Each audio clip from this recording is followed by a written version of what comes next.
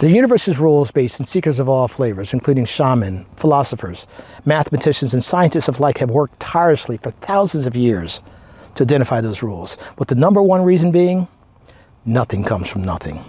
Now, that's rule number 2, and I know that may sound too amazingly simple to be of really any importance, but that rule dates back to the deepest parts of antiquity, and believe it or not, it actually constitutes a fundamental process or level for the process of creativity. I mean, think about it this way.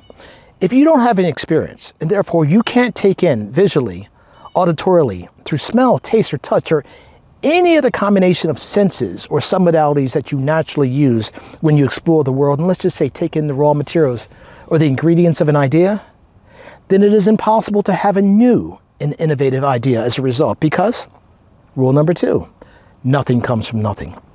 You see, in order for a new idea to emerge, there has to be a confluence of experiences combined with a need to either minimize a pain or a problem that you're dealing with or maximize an opportunity. But then lastly, there's got to be that flow of the intra and introspective questioning that we ask ourselves normally during our most creative hours.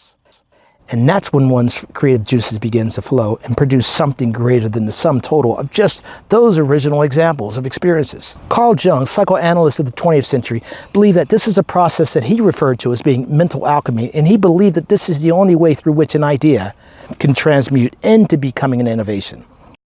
My name is Ty Glover, and I want to invite you on an exclusive journey with a small group of like-minded seekers where we'll perform a process known as reductionism to understand those rules so you can become more effective at leveraging those rules and expressing them in any flavor of creative juice you choose to manifest. I'll be holding a series of workshops, or you can think of them as being plant-based immersive workshops or retreats designed to introduce you to those rules, but at the same time, leveraging the sacred cannabis plant as that catalyst or that bridge to connect this conscious and the subconscious mind.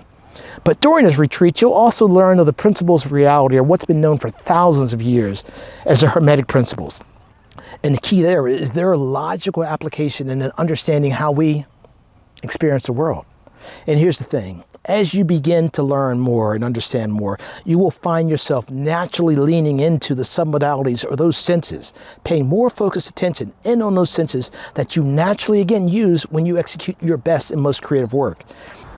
And that's when you'll move from being impacted by the cause of any of those experiences that you may be having to actually being able to direct the effect of those experiences. Mark Twain, the American writer of the 19th century, once wrote, "The two most important days in a man's life are the day he's born and the day he discovers why."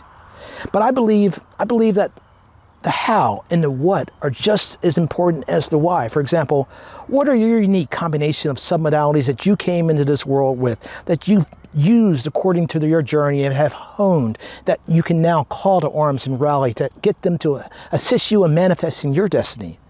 Jiddu Krishnamurti, he was a 20th century actually Hindu writer, and he once wrote, "Within oneself lies the world. And if you know how to look and learn, then the doors are there and the keys are within your hand. But the thing is, no one can give you the keys or show you where the doors are except yourself." Well, I believe the doors he was referring to are the sum total of our experiences that we've looked through the window of.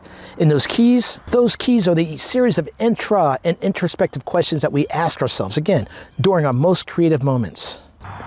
Well, I believe if you're a seeker, then you've already identified those rules. Now let me assist you into manifesting your why.